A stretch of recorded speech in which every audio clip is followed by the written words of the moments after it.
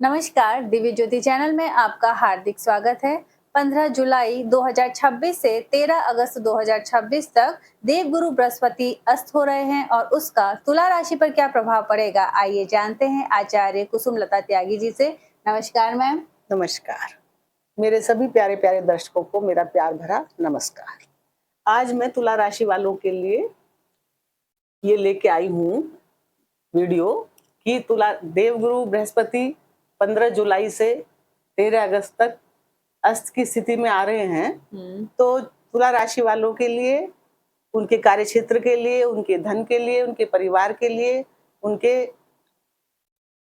कर्म क्षेत्र के लिए और रिलेशंस के लिए कैसा रहेगा और आपको क्या क्या सावधानी बरतनी है जिससे कि वो सब कुछ सही रहे।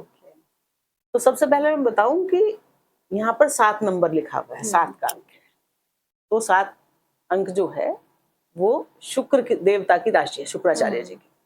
और ये इसका जो चिन्ह है वो है तराजू। तुला राशि का चिन्ह क्या है? तराजू। यानी कि ये लोग, एक तो शुक्र की राशि है और शनि देव इस राशि में उच्च के होते हैं तुला राशि में, यानी कि शनि देव को ये राशि बहुत प्रिय है। तो अब जब शनि जैसे ग्रह को, जो बहुत डिसिप्लिन वाले हैं, बहुत न्याय प्रिय हैं, बहुत मर्यादा में रहने वाले हैं और नैतिकता के द्वारा ही सब कार्यों को करने वाले हैं, तो वो जिस राशि में उच्च के हुए हैं तो इसका मतलब वो राशि वाले लोग कितने अच्छे होंगे, क्योंकि उन्होंने उसी राशि को क्यों चुना। हाँ। और किसी राशि में भी उच्च के हो सकते थे, यानी के लिए शनि देवता को ये राशि सबसे ज्यादा प्रिय है, यहाँ वो उच्च के होते हैं। तो इस राशि के लोग जो हैं उनमें शनि के सारे ये गुण होते हैं। वो बहुत मेहनती होते हैं, कर्मठ होते हैं, डिसिप्लिन में रहने वाले होते हैं और मर्यादाओं का ध्यान रखते हैं, क्योंकि शनि क्या दिखाते हैं? मर्यादा। और अपनी जिम्मेदारियों का बहुत अच्छे से निर्वहन करते हैं। ये लोग बहुत जिम्मेदार होते हैं अपने परिवार के प्रति, अपने बच्चों के प्रति, अपने माता पिता के प्रति, अपने दोस्तों मित्रों के प्रति, मतलब सबके प्रति ये लोग बहुत ही वफादार होते हैं और सबके लिए, मतलब एक न्याय की स्थिति होती है, सबके लिए कुछ ना कुछ करने को तैयार रहते हैं। बहुत मेहनती, बहुत हिम्मत वाले और बहुत ही बुद्धिमान, क्योंकि शुक्राचार्य जी की राशि है। और शुक्राचार्य जी तो परम इतने बुद्धिमान कि मरे हुए को भी जिंदा कर दिया था उन्होंने। मृत संजीवनी विद्या अगर किसी के पास है तो किसके पास? शुक्राचार्य के पास। तो ऐसी राशि के धनी है ये तुला राशि वाले, बहुत आकर्षक, क्योंकि शुक्र की राशि है, बहुत सुंदर और बहुत सधे हुए, सभ्य, जिसे सभ्य कहते हैं ना, जेंटल।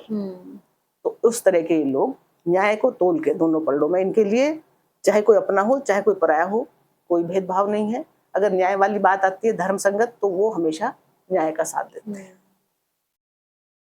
ऐसे लोग बड़े उच्च पदों पे जाते हैं। और क्योंकि शनि की राशि न्याय के अगर और ग्रह भी कुंडली में बढ़िया हैं, गुरु भी बढ़िया है और शनि भी उच्च स्थिति में, अच्छी में है, नीच वगैरह की में नहीं है, तो बहुत अच्छे जज बन जाते हैं, वकील बन जाते हैं, मतलब बहुत ऊंची पोजीशन पर जाते हैं न्याय की। या किसी अपने क्षेत्र में ही बहुत बड़े, किसी कंपनी के सीईओ अगर प्राइवेट में है, इस तरह से, मतलब बहुत ऊंची स्थिति पर चले, क्योंकि बहुत मेहनती और डिसिप्लिन में रहने वाले लोग होते हैं, बहुत मर्यादाओं के अंदर। शनि के सारे गुण धर्म ये लोग अपनाते हैं। तो अब तुला राशि, क्योंकि बोल के न्यायप्रिय राशि है, बहुत अच्छे लोग होते हैं लोग। अब इनके जीवन में जब देवगुरु अस्त होंगे 15 जुलाई से, तो वो क्या क्या कर सकते हैं? देवगुरु किस किस के कारक है? परिवार के, संतान के, विवाह के और माता के भाव के, तो राशि में बैठे ही हैं। प्रॉपर्टी के, जमीन वाहन के कारक हैं, मातृभूमि के, माता के और भाग्य के।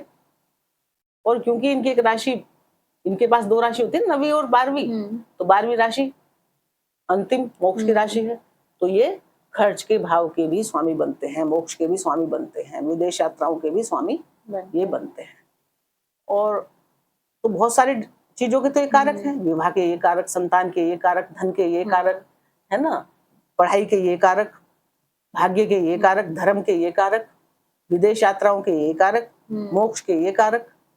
तो इतने जगह के तो ये वैसा ये लिए बैठे हैं। और दूसरा, 2 राशियों के मालिक हो गए, धनु और मीन, और 3 इनकी दृष्टियां हो गई, पांचवी, सातवीं और नौवीं। नौवीं।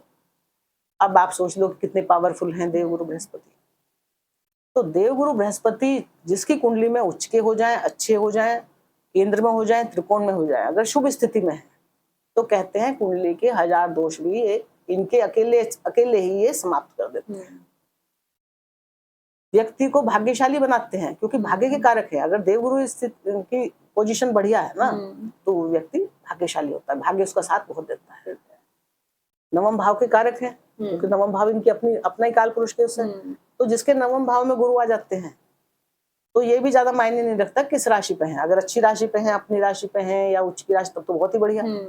लेकिन अगर ये किसी भी राशि पे यहाँ है, नीच के ना हो बस, तो ये बहुत अच्छा फल देते हैं। वो व्यक्ति भाग्यशाली ही होता है। यहाँ आ जाए, यहाँ आ जाए, यहाँ आ जाए, या केंद्र में कहीं भी आ जाए। और आजकल देवगुरु बृहस्पति 2 जून से उच्च की स्थिति में चल रहे हैं। भाई सभी राशि वालों के कष्ट दूर हैं, सभी के जीवन में सुख शांति महसूस कर रहे हैं। बहुत दिन बाद, 12 साल बाद लोगों के जीवन में ऐसी शांति आई है जिसका उन्होंने अनुभव किया है। इस वक्त बिगड़े हुए काम बने हैं, सब बिगड़े हुए रिश्ते भी ठीक हुए हैं, या वो जो सुधरने की स्थिति में नहीं थे वो उन्होंने बिल्कुल ही खत्म कर दिया कि ये बेकार है, इनको छोड़ो। बाकी सब जगह सुधार किया है।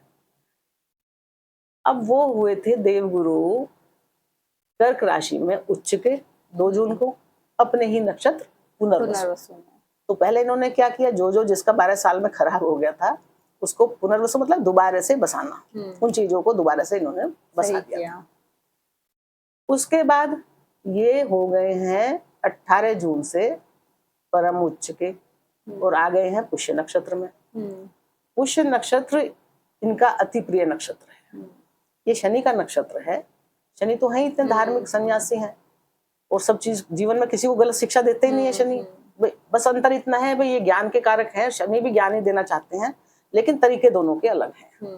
शनि कठोरता से समझाते हैं, ये ज्ञान अपना थोड़ा प्यार से भी दे देते हैं।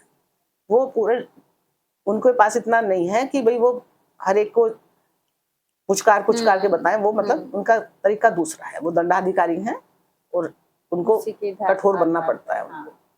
लेकिन दोनों का जो मकसद एक ही है दोनों का। तो अब जो है गुरु भावनाओं की राशि में जब उच्च के हुए हैं अपने ही नक्षत्र में पुष्य में, तो पुष्य नक्षत्र क्या है? पुष्य नक्षत्र का मतलब है पोषण करना, वृद्धि करना, संरक्षण करना और नए कामों की शुरुआत करना और दूरगामी लाभ देना उन नए कामों से। तो काफी टाइम आप लोगों को मिला है और मुझे उम्मीद है सबने अपने नए नए जो भी काम करना चाह रहे थे कर भी लिए होंगे और सफलता भी मिल रही होगी जीवन में और मिलेगी भी। क्योंकि क्या है, इन्होंने ये आए हैं यहाँ पर, सूर्य और गुरु कहाँ आए हैं? गुरु कहाँ उच्च के हो रहे हैं? इनकी कुंडली के 10th भाव में, कार्य क्षेत्र में। तो ये हंस नाम का महापुरुष योग भी बना रहे हैं आपके को। तो आपके लिए तो इन्होंने, जून का महीना तो आपका बहुत ही बढ़िया गया होगा। कार्य क्षेत्र पे आपको बहुत प्रशंसा मिली होगी, बहुत तरक्की की होगी आपने, बहुत फायदा हुआ होगा। बड़े लोगों से भी आपको आपकी पीठ थपथपाई गई होगी। मतलब कार्य क्षेत्र में एक जैसे होता है ना मेडल मिलना, एक कुछ ना कुछ आपको मिला है, बहुत अच्छा हुआ होगा आपके जीवन में। अभी भी अच्छा ही होगा, बस थोड़ी सी सावधानियां हैं क्योंकि गुरु अब अपने प्रिय नक्षत्र पुष्य में अस्त के हो रहे हैं। यानी कि जब जो नक्षत्र हमें नई शुरुआत करवा रहा है, जो वृद्धि दे रहा है, जो संरक्षण कर रहा है, उसमें अस्त के होने, यानी कि अभी आप उन वृद्धि वाले कामों को थोड़ा, नई शुरुआत को थोड़ा रोक। हाँ, जो आपने अब कर ली वो बढ़िया, कोई दिक्कत नहीं उसमें, वो तो चलती रहेगी, वो तो हो गया काम। लेकिन केवल उस दौरान 28 दिन का जो समय है, उस समय आप नई शुरुआत मतलब रोज छोटे मोटे काम नहीं, जो कोई खास बड़े काम है उनमें आप थोड़ा ध्यान रखें। तो जब गुरु अस्त हुए हैं यहाँ पर कर्क राशि में, तो अब आप ये जानना चाहेंगे कि अस्त क्या होता है, कैसे हो गए अस्त, अब अस्त होने से क्या हो जाएगा? तो अस्त होने का मतलब ये है कि वो सूर्य के बहुत नजदीक हो गए हैं। जब कोई ग्रह सूर्य के बहुत नजदीक आ जाता है तो वो अस्त हो जाता है। देवगुरु बृहस्पति जब 11 डिग्री से कम के हो जाते हैं सूर्य के साथ में, तो वो अस्त हो जाते हैं। तो सूर्य तो आए हैं यहाँ पे 16 तारीख को, लेकिन गुरु अस्त हो गए हैं यहाँ पे 15 को ही, क्योंकि नजदीकी आ गई होंगे ना उनके। अब ये क्योंकि भावना की राशि है, सूर्य तो इनके लाभ भाव के स्वामी होकर यहाँ आ गए दशम भाव में, यानी कि कर्म और लाभ का मेल, अद्भुत मेल देखो आप।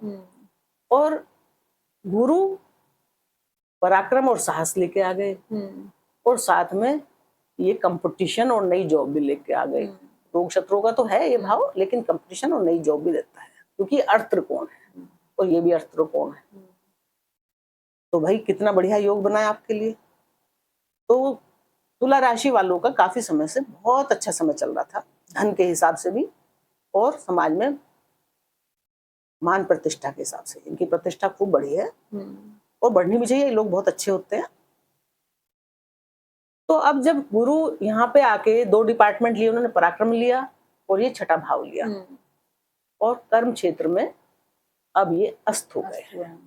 सूर्य की वजह से सूर्य लाभेश है, तो बहुत ये सूर्य और गुरु का यहाँ बैठना बहुत बढ़िया है, लाभेश का और पराक्रम के स्वामी का कर्म क्षेत्र में उच्च का होना, यानी कि कर्म में बहुत चार चांद लगा देना, कर्म कार्यों का बहुत विस्तार कर देना। तो आपका कार्य इन्होंने, कार्य क्षेत्र तो इन्होंने बहुत लंबे समय के लिए इतना बढ़िया कर दिया है कि अगले 12 सालों तक आपका बढ़िया चलेगा। बढ़िया कर दिया।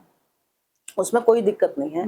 बस अब गुरु क्योंकि कर्क राशि भावनाओं की राशि है, चंद्रमा की राशि है, वहां पे ये बहुत सुकून महसूस कर रहे थे, बहुत खुश, बहुत प्रसन्नचित्त थे, अकेले थे, इनकी सब बात ऑर्डर इनके फॉलो हो रहे थे फटाफट।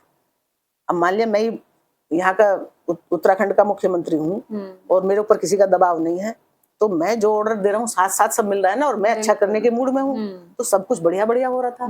बढ़िया अभी भी होगा, क्योंकि राजा भी बढ़िया ही करना चाह रहे हैं यहाँ पे।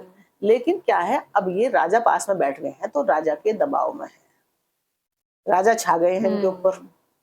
अब राजा के साथ किसी की भी जो गरिमा है वो थोड़ी कम हो जाती है दूसरे के बैठ के, क्योंकि पहले तो राजा को प्रमुखता दी जाएगी ना। राजा के साथ भले ही कितने ही मंत्री बैठे हों, उनको उतनी उनके साथ में नहीं है उनकी इज्जत, उस समय उनकी महत्ता कम हो जाएगी। उस समय तो सिर्फ राजा की है। तो अब इसका मतलब राजा ने इनके सारे अधिकार ले लिए हैं, एक तरह से राजा के अंडर में इनके अधिकार आ गए। और राजा क्या है, ये जो सिंह राशि है ये अग्नि तत्व की राशि है। अब राजा ये तो है गर्म ग्रह, और ये है राशि ठंडी कर्क राशि, मतलब शांति की राशि है, आराम की राशि है, सुकून की राशि है। तो गुरु बड़े कंफर्टेबल स्थिति में सबको गिफ्ट बांट रहे थे। अतिचारी थे, भाई ले लो जो तुमने 12 साल में खोया, सब तुम्हारा वापस दे रहा हूं। लेकिन राजा के आने से, गर्म ग्रह के आने से, अब आप सोचो कि चंद्रमा तो है पानी, भावना, और सूर्य है अग्नि। अब जब ठंडे पानी के पास कोई आग की भट्टी, आग का गोला, कोई बहुत आग की जल प्रचंड आग वहां पे रख देंगे, तो क्या होगा, ना तो पानी की ठंडक रहेगी, पानी उड़ भी सकता है भाप बन के, और ना उसकी गर्मी पूरी उतनी रहेगी, क्योंकि गर्मी तो ठंडे को गर्म करने के चक्कर में उसकी भी गर्माई भी कम हो गई, और ठंड की भी ठंडक चली गई। यानी कि थोड़ा अब इनमें क्या हो गया, गुरु की जो मानसिक स्थिति है, यानी कि भावना, गुरु दबाव में आ गए राजा के साथ बैठ के, और वो अस्त हो गए। तो हमें वो किसके कारक है, ज्ञान के, धर्म के, एजुकेशन के। तो अब वो हमें ठीक से दिखाई, क्योंकि आप देखो जब सामने से हमारी आंखों पे बहुत तेज लाइट पड़ रही है, कोई गाड़ी ऐसी आ गई कि बहुत तेज लाइट, तो कुछ देर के लिए तो हमें कुछ नहीं दिखता, तो हमें यही नहीं पता इस गाड़ी में बैठा कौन है, हमें सिर्फ लाइट दिखती होती है। तो ऐसे ही हमें सिर्फ सूर्य दिखेंगे, उनकी अग्नि है, हमें ये नहीं दिख रहा गुरु भी है वहां, क्योंकि लाइट दिख रही है ना हमें, तो सिर्फ सूर्य लाइट है, बहुत बड़ी रोशनी है। अब उनकी रोशनी में और कोई कहाँ दिखेगा। तो अब ऐसे में गुरु क्या कर रहे हैं यहाँ पे, कि जो भावनाओं में खुश और प्रसन्न बैठे थे, अब वो अंदर एक दबाव, बेचैनी, एक परेशानी, क्योंकि वो गर्मी में आ गए। जिस प्रसन्न मुद्रा में थे वो उतने प्रसन्न नहीं, इतने कंफर्टेबल अपने को महसूस नहीं कर रहे। और ये 28 दिन की बात है, पर ऐसा नहीं है कि गुरु आपकी कुंडली में अच्छा करना बंद कर देंगे। वो तो जहाँ है, वो तो जो उनका धर्म है, जो करते आ रहे हैं, वो तो वो करेंगे। पर आपको अब थोड़ी सी सावधानी रखनी पड़ेगी। अब क्या सावधानी रखनी पड़ेगी, कि सबसे उच्च के कहाँ हुए हैं? आपके कार्य क्षेत्र में। तो सबसे पहले आपको कार्य क्षेत्र में सावधानी रखनी पड़ेगी। आपका जो बढ़िया बढ़िया अब तक चल रहा था सब, वो चलेगा तो बढ़िया ही, क्योंकि गुरु भी उच्च के हैं, सूर्य भी यहाँ पे भी कारक हैं इस ग्रह के। लेकिन आपको थोड़ा अपने उच्च अधिकारियों से, वर्क प्लेस पे, उनसे थोड़ा संभल के रहना पड़ेगा, क्योंकि सूर्य है गर्म ग्रह। तो आपके मन में ये है ना, मैंने इतना अच्छा करा है, बहुत दिन से आप वर्क प्लेस पे आपने बहुत धाक जमा रखी है, आपका बहुत वहां पे बहुत आपकी वाहवाही हो रही है, आपका प्रभुत्व बढ़ा है वहां पे, आप बड़ा प्रभावशाली व्यक्तित्व बन के उभर के आए हैं।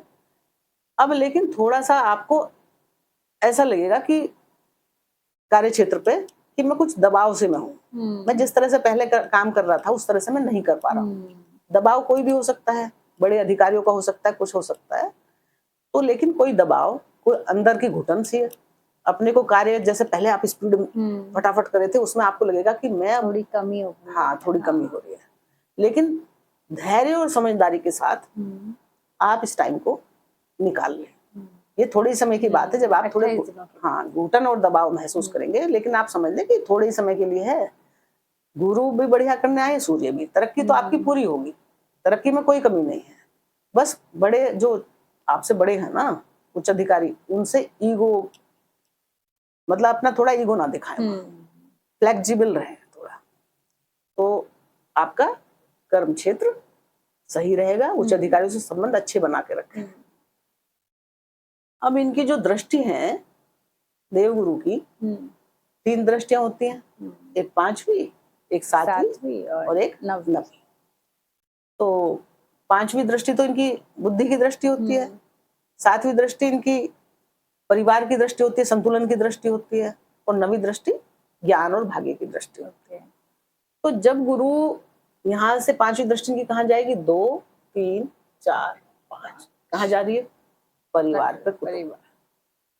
तो अब क्या होगा कि परिवार और कुटुंब में जो बड़े लोग हैं उनको क्या होगा? गुरु क्या है? बड़े बुजुर्ग, उनको थोड़ी घुटन महसूस होगी।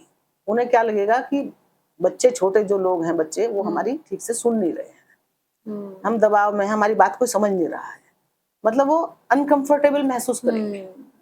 और हो सकता है खुद भी आप अपने को अनकंफर्टेबल महसूस करें, परिवार में लगे कि परिवार जैसा मैं चाह रहा था, जैसे कर रहा था, वैसे नहीं हो रहा है, उसमें कुछ गड़बड़ है।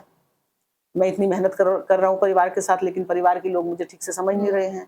यानी कि भावनात्मक द्वंद्व, ये द्वंद्व बाहर से नहीं दिखाई देगा, क्योंकि भावनाओं की राशि पे गुरु है ना। तो जो भी महसूस होगा आपको अपने अंदर में महसूस होगा। तो आपको चेंज कहाँ करने की जरूरत है?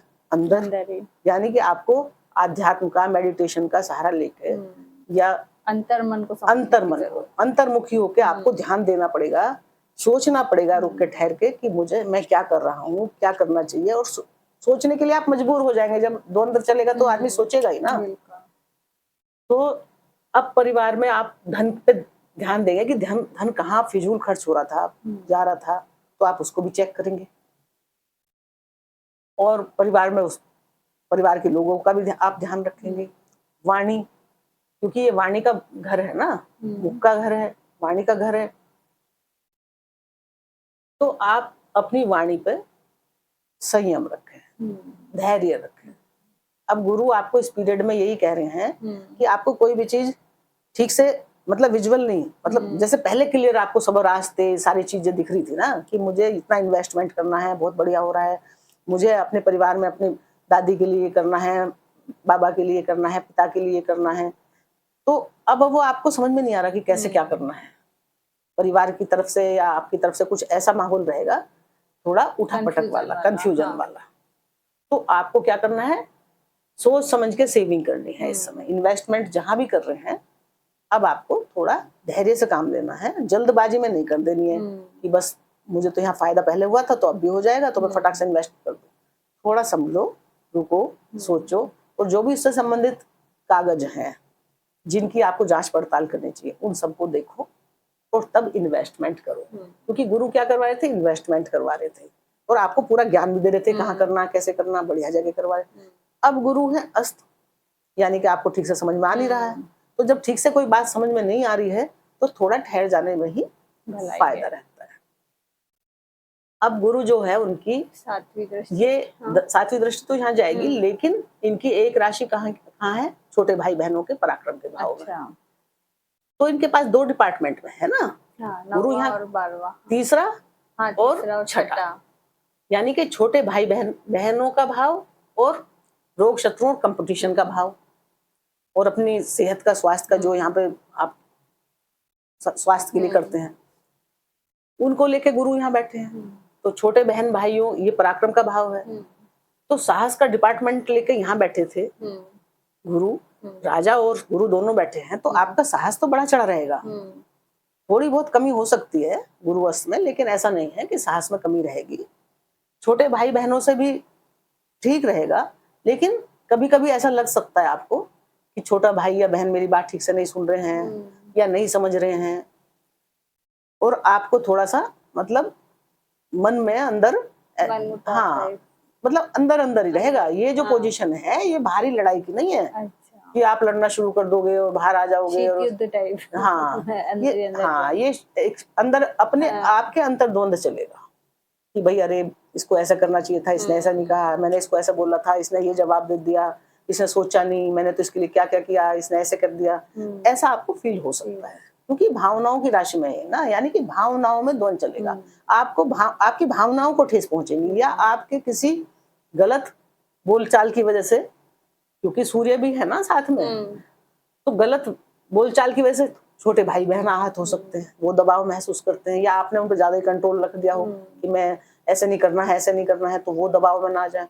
तो इस समय आपको बहन भाइयों के साथ, पड़ोसियों के साथ बहुत धैर्य से काम लेना है। या आप इससे संबंधित कोई जॉब में है, यानी कि आप जज हैं, वकील हैं, टीचर हैं, स्पोक पर्सन हैं, रेसलर हैं, खिलाड़ी हैं, तो आपको थोड़ा धैर्य से काम लेना पड़ेगा। हो सकता है आपको इस समय उतना फल या उतना अच्छा ना मिले जितना कि पहले मिल रहा था, लेकिन आपको ऐसा नहीं निराशा में आ जाओ, घबरा जाओ। ये तो अच्छा होना ही है, 31 अक्टूबर तक गुरु आपके लिए अच्छा ही करने आए हैं। ये तो थोड़े दिन की धुंधली छाया है जो हट जाएगी। अब 5वीं दृष्टि। सातवीं दृष्टि, दृष्टि। क्योंकि मेन गुरु की 5वीं तो हमने बता दी। हाँ। 7वीं और 9वीं, 7वीं दृष्टि कहाँ जा रही है इनकी? माता के भाव पे। और ये सूर्य की भी दृष्टि जा रही है, सूर्य गर्म है, सीधा माता के घर को देख रहे हैं। तो यानी कि वाणी आपकी उग्र हो सकती है, आपका व्यवहार में थोड़ी उग्रता आ सकती है, क्योंकि सूर्य क्या है, लीडरशिप क्वालिटी तो उनमें है ही है। दूसरे उनमें अहंकार और ईगो भी होता है। तो क्या होता है जब सूर्य हमारे किसी जगह पर बैठते हैं या जाते हैं, तो अनायास ही हमें उस समय, उस दौरान, उस पीरियड में अहंकार सा आ जाता है।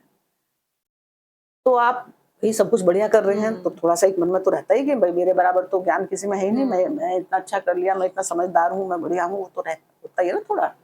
लेकिन अब क्या है, ये भूमि भवन प्रॉपर्टी माता का भाव है।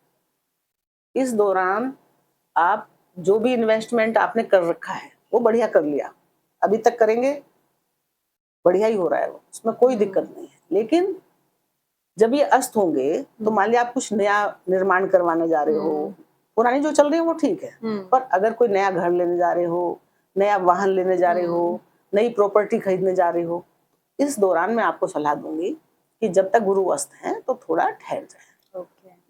और अगर आपकी बहुत मजबूरी है, कई बार ऐसा होता है ना कि बहुत ही मजबूरी है, तो फिर अगर आपको ऐसा लेना ही पड़ रहा है तो भाई उससे संबंधित हर चीज बहुत जांच परख लें और अपने बड़ों का सलाह भी जरूर ले लें। जो आपसे बड़े हैं, जो आपसे बुद्धिमान हैं, उनकी सलाह ले लें कि मैं ऐसा करूं तो कैसा रहेगा। तो सलाह से शायद आपको थोड़ा ठीक रहेगा। इस दौरान क्या हो सकता है, क्योंकि ये शनि की राशि है, माता के स्वास्थ्य में दिक्कत हो सकती है। और सूर्य की शनि से मित्रता तो है नहीं, और गुरु भी जो है नीच के हो जाते हैं, पर गुरु की दृष्टि में तो अमृत ही है। ये जब 7वीं दृष्टि तो इनकी बैलेंस की होती है वैसे, तो ऐसे रिश्तों से बैलेंस बना के रखते हैं। अब क्या है, आपको शनि क्या कह रहे हैं यहाँ पर? शनि कह रहे हैं कि धैर्य, परिवार के माता के मामले में, मातृभूमि के मामले में और भूमि भवन प्रॉपर्टी के मामले में धैर्य रखें और अपने उत्तरदायित्वों को समझे, अपनी जिम्मेदारियों को समझे और नैतिक आचरण का सहारा लें। अनैतिक कुछ ना करें किसी भी काम में, किसी भी रिश्ते में।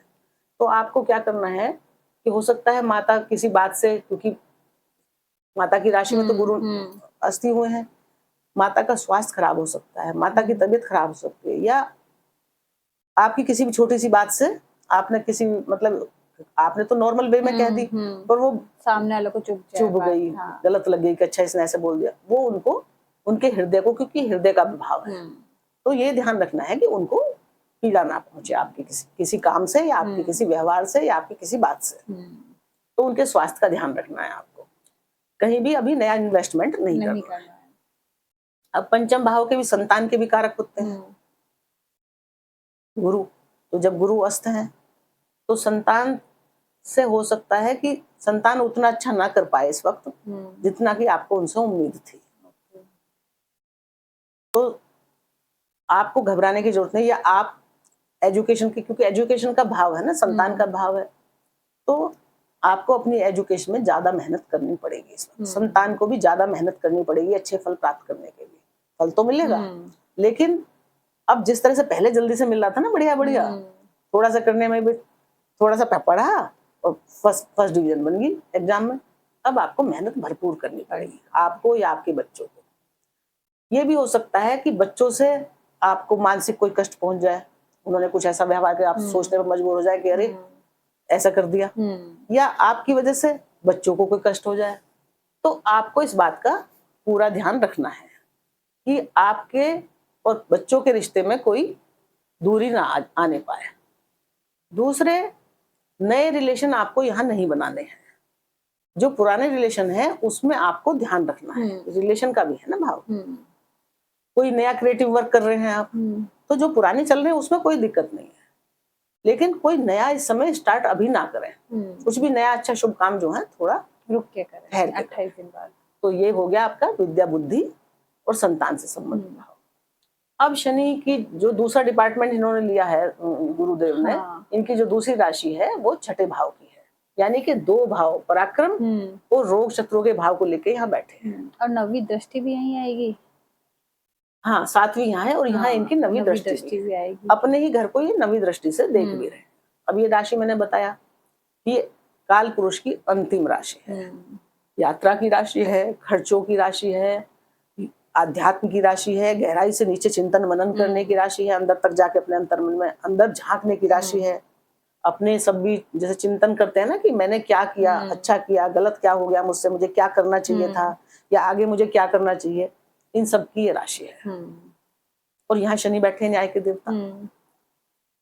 तो अब जब इनकी नवी दृष्टि अपने ही घर पे जाएगी, तो इस समय क्या करना है कि आपके जो पुराने कोई रोग है ना, आपको अपना बहुत ध्यान रखना है, जो दबे हुए थे। तो अब शनि देव कह रहे हैं कि अपनी सेहत का ध्यान रखो। बाकी रोग शत्रुओं से तो शनि यहाँ है, तो किसी की हिम्मत नहीं है आने की, रोग से भी, पर थोड़ा सा आपको इस समय ध्यान देने की जरूरत है। ये भाव कंपटीशन का है, नई जॉब का है, तो अब आप अगर कंपटीशन दे रहे हैं तो आपको मेहनत ज्यादा करनी पड़ेगी पहले से। शनि मेहनत तो करवाते हैं। और नई जॉब में अगर आप नई जॉब लेना चाह रहे हैं तो थोड़ा अगर इस दौरान रुक जाएंगे तो ठीक रहेगा। अगर फिर भी आपको कई बार होता है ना करनी है, तो अच्छे से उस जहां भी नई जॉब करें उसके बारे में पूरी जानकारी ठीक से ले लें, धैर्य के साथ, शांति के साथ, तो ये आपका सब कुछ सही रहेगा।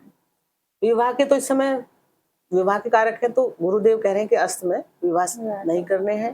पार्टनर के से का भी ध्यान रखना है, उसकी सेहत का ध्यान रखना है, और यहाँ पर अपनी जिम्मेदारियों का ध्यान रखना है।